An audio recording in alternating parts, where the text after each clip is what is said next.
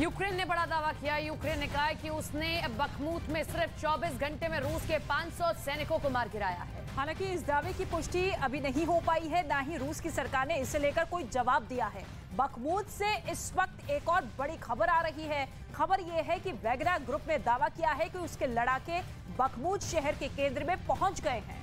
जल्द ही पूरे बखमूत पर कब्जा कर लेंगे। इसके अलावा वैगनर ग्रुप के चीफ ने पुतिन ने हर महीने 10,000 टन गोला बारूद की डिमांड की है। वैगनर ग्रुप के चीफ ने यह भी ऐलान कर दिया है कि 2024 में वो यूक्रेन के राष्ट्रपति पद के लिए चुनाव लड़ेंगे।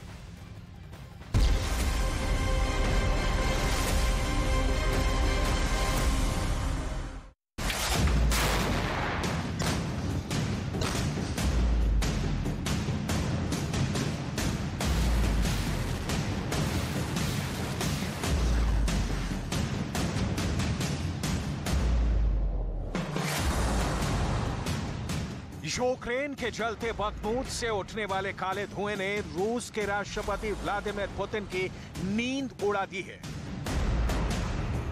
एक तो नहीं, 3 या 4 नहीं, ज़ेलेंस्की ने जो दावा किया है उससे क्रेमलिन की दीवारें कांप गई हैं।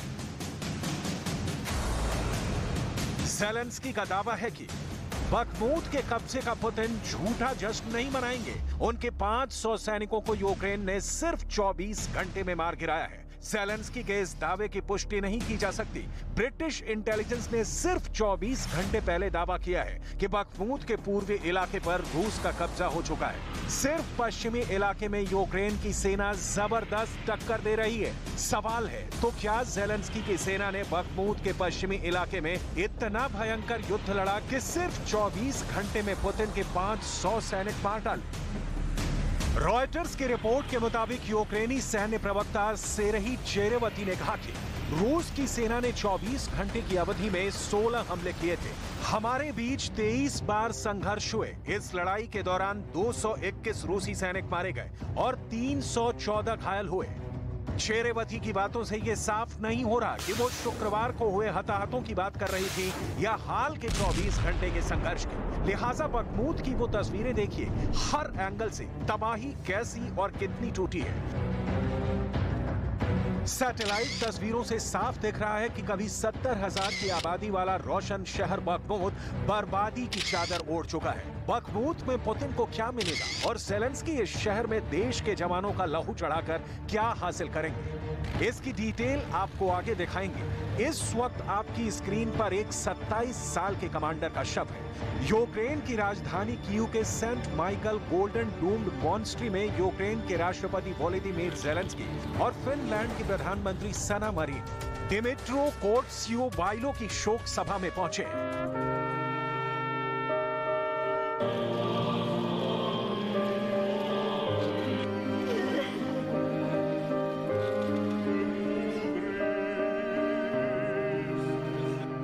युद्ध में बलिदान के इस युवक ने अनूठी और बेहतरीन तस्वीर पेश की है, लेकिन इसके आगे की तस्वीर झकझोरती है। ज़ेलेंस्की उन लोगों की लिस्ट के सामने खड़े हैं जिनकी मौत के बाद उनके नाम दीवार पर टांग दिए गए हैं। ये तस्वीर देखिए, क्या ज़ेलेंस्की ने मौत पर आंखें मूंद ली है?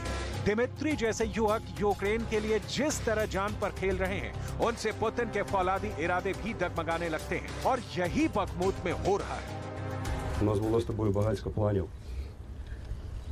з тобою було багатько мрій, які ми потроху реалізовували. Але ти маєш бути впевнений, що ми не лише помстимося. Ми ще й обов'язково переможемо. Спи спокійно, друже. Слава Україні! Героям слава! बखमूत में कहा जा रहा है कि अब तक रूस के 20,000 से ज्यादा सैनिक मारे गए हैं। यूक्रेन के करीब 5,000 सैनिक देश बचाते बचाते जान पर खेल चुके हैं। 70,000 की आबादी में अब चंद हजार भी नहीं बचे हैं जो बंकरों में छिपे बैठे हैं। एक गोला और काम तमाम।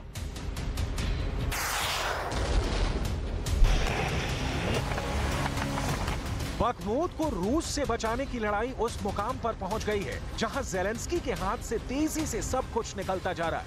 इसकी तस्दीक ग्राउंड जीरो से आ रही तस्वीरों से क्लियर है। बखमूत में रूस की आर्मी ने बारूद बिछा दिया है। करीब करीब हर सेकंड बखमूत धमाकों से दहल उठता है। यूक्रेन की आर्मी की जवानों की लाशें एक के बाद एक कीव पहुंचाई जा रही हैं, जो आपने अभी देखी। बखमूत के पुतिन के हाथ से बचने की अब कोई सूरत नजर नहीं आती। बावजूद इसके ज़ेलेंस्की इस बात का दावा करते हैं कि उनकी सेना ने 24 घंटे में 500 सैनिक मार डाले, तो जाहिर है शंका पैदा होती है। लेकिन इसके साथ ही ये तथ्य भी सामने आता है कि क्या ये जवान वैगनर आर्मी के थे जो बखमूत में पुतिन के लिए लड़ रही है, जिसके चीफ कह रहे हैं कि हमारे पास हथियारों की कमी है, पुतिन हमारा फोन नहीं उठा रहे। हथियारों की कमी के कारण क्या रूस के 500 जवान को यूक्रेन ने 24 घंटे में मार डाला?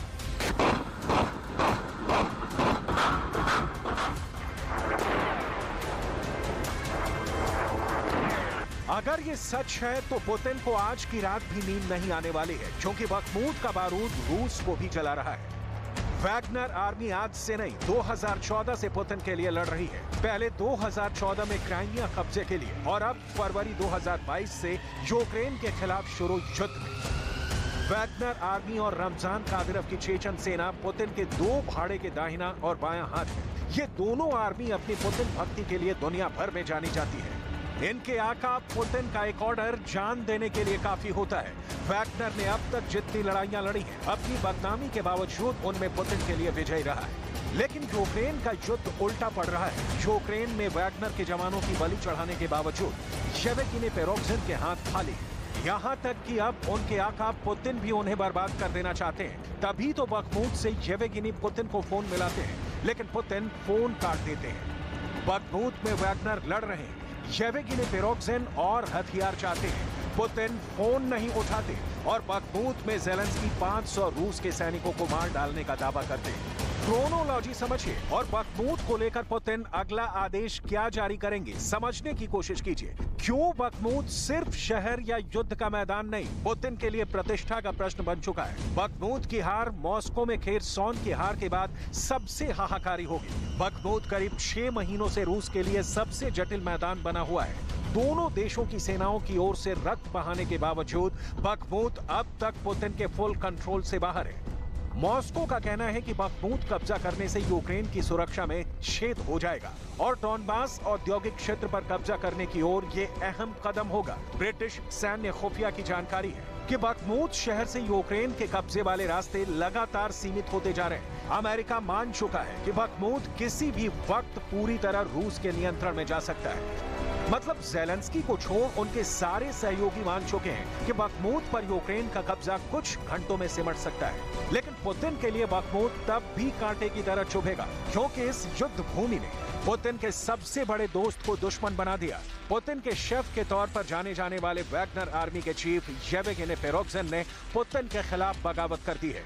ये हथियार की डिमांड पूरी नहीं होने के कारण वैगनर चीफ ने सिर्फ नहीं किया है, इसके पीछे येवेगिनी पेरोग्जिन की महत्वाकांक्षा है और उसे पूरा करने का मौका यूक्रेन युद्ध दे रहा है। इसीलिए येवेगिनी पेरोग्जिन ने ऐलान किया है कि वो 2024 का रूस के राष्ट्रपति का चुनाव लड़ेंगे। मतलब पुतिन के सामने येवेगिनी पेरोग्जिन राष्ट्रपति के उम्मीदवार होंगे। दूसरी भाषा में कहें तो सेंट पीटर्सबर्ग के पुतिन के खानसामे ने अब पुतिन को सीधा चैलेंज कर दिया है। उस पुतिन को जिसका रूस में 2 दशकों से कोई मुकाबला नहीं, उस पुतिन को येवेगिनी पेरोग्जिन धोखा दे रहे हैं, जिनके इशारे पर ही वैगनर आर्मी बनी, जिसे रूस की मिलिट्री का साथ मिला। येवेगिनी पेरोग्जिन के दिमाग में पुतिन के खिलाफ साजिश चल रही है, तो उसके कारण है, इसे समझना बहुत जरूरी है। साल भर से जारी युद्ध में पुतिन को मन मुताबिक कामयाबी नहीं मिल पा रही है। ज़ेलेंस्की दावा कर रहे हैं कि पुतिन ने 1 लाख से ज्यादा रूस के सैनिकों को युद्ध के नाम पर मरवा दिया। रूबल का नुकसान तो रिकॉर्ड ही बना चुका है। रूस की अर्थव्यवस्था को युद्ध का दीमक चाट रहा है। रूस के कारोबारियों का एक वर्ग पुतिन के युद्ध के फैसले से नाराज है।